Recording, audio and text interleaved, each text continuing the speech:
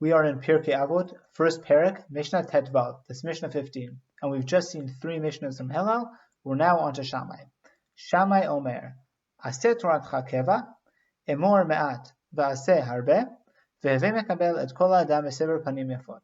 So Shammai says, make your Torah set, regular, say little and do much, and receive everybody, each person, with a pleasant countenance, a pleasant face.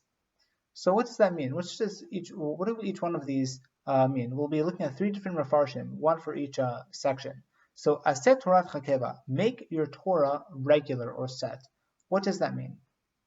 Says the Maharal and Derech Haim. He contrasts this with what Hillel says. In Hillel's first Mishnah, or at the first of the 3, he says, Havemi Talmid Shel Aharon, right? Be like the Talmid of Aaron, Ohev Shalom, Rodef Shalom, person who loves peace and pursues peace.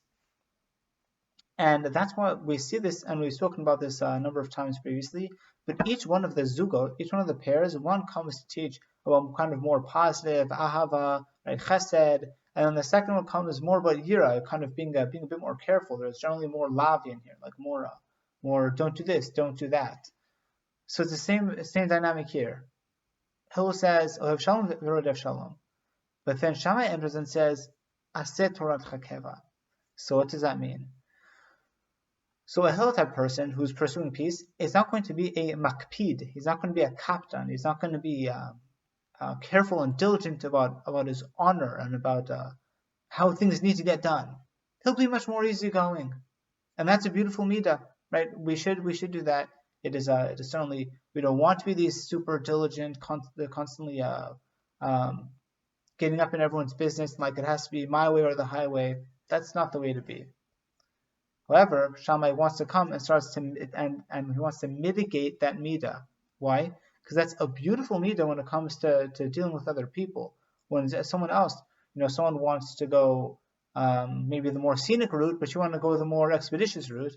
Okay, so obviously barring other circumstances, everything else being equal, go the more scenic route. Why does it have to be your way? Why always your way? Do somebody else's way, and that's fine. Ohev Shalom, Rodef Shalom. Be a pursuer of peace. But Shammai says, that's a terrible midah when it comes to spiritual matters. When it comes to spiritual matters, you have to be a makpid. You have to be careful. You have to be diligent. These are my times for learning. It's right now. It's whatever time it is in the day. Some people learn in the morning. Some people learn in the afternoon. But if now's my time for learning, then that's what it's got to be. There's no oh, come on, please, just do a quick chat over the phone. Let's just hang out for a little bit. No, we're not grabbing a beer right now. Now I'm learning. And that's important. And somebody comes to put this in, and the way the Maharal really articulates it is the reason why this is because when it comes to dealing with other people, that's mili de alma. It's matters of this world, right? If about who gets maybe the better cut of meat, who's going to get the cupcake, which movie you go see, whatever it is. Okay, who cares at the end of the day? You make your friend happy. What you're doing doesn't really matter that much anyway. It's just things of this world. And things of this world are ephemeral, so do what he wants and do something beautiful and nice for somebody else, and that's fine because it's temporary. But when it comes to Torah, when it comes to spirituality, that's forever. That's real. That's as real as it can get. And with things like that, when something is real, you don't just kind of let that go. So that's how the Maharal explains it. Aset Torat Chakeva. Just make sure have kviut here. This is something that needs to be set.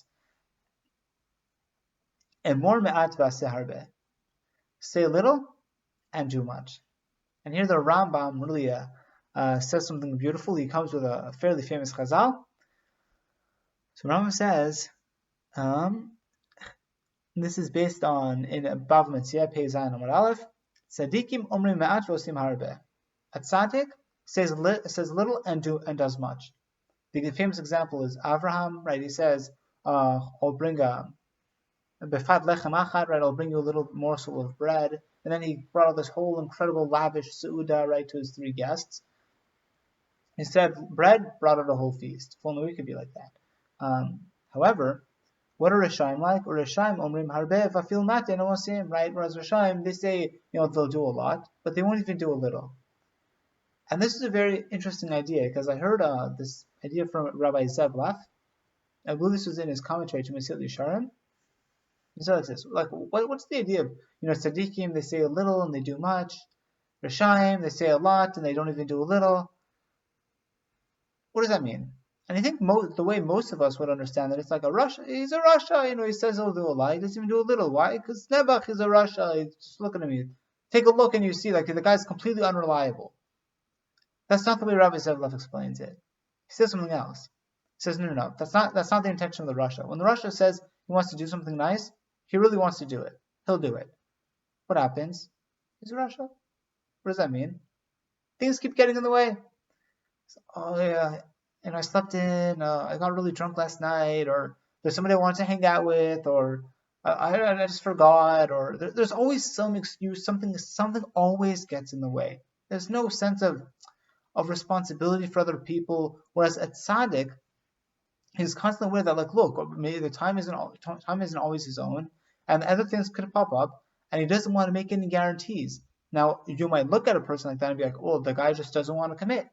The answer is, commitment is not his problem. Because if commitment was really his problem, he wouldn't even show up. But it's tzaddik, because he's worried that the other person might come to rely on him and then kind of be stuck. He'll be like, listen, I'm not sure, and he'll mitigate what he says. He'll be more careful, but he'll do so much more than what he says. You'll expect, okay, maybe he'll come to the wedding for 5 minutes. He ends up dancing for an hour. Why? Because he's a tzaddik. He wants to participate. He just doesn't want to promise beyond his ability to perform. Whereas a Rasha keeps promising. He's like, oh, don't worry, I'll be there. Trust me, I'll be there the whole time.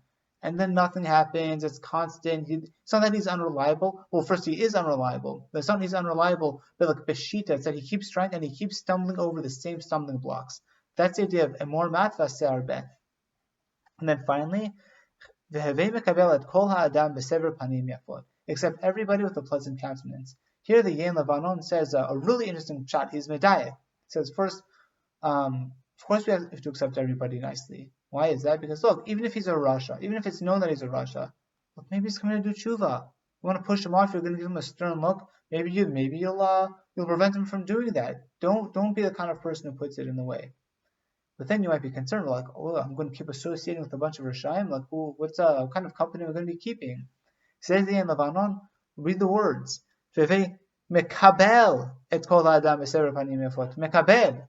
That's the idea. You have to accept them. You have to bring them in when they first come to you. What's going on? Is everything okay? What's on your mind? And then based on the person's reaction, right? Like, maybe they need a helping hand, whatever it is. This person's been giving you a lot of trouble and you see him. What are you going to do? You start yelling at him? Maybe he's coming to apologize. He slammed the door on your foot or whatever, or cut in front of you in line. You're going to come back and yell at him? No, give him an opportunity. Have him a kabel, like, accept him kindly. Yeah, we're not saying you have to have like a 5-hour conversation with him, but at the very least, when he first comes, greet him pleasantly. Those are the chidushim in this Mishnah. We'll leave it over there. See you next time.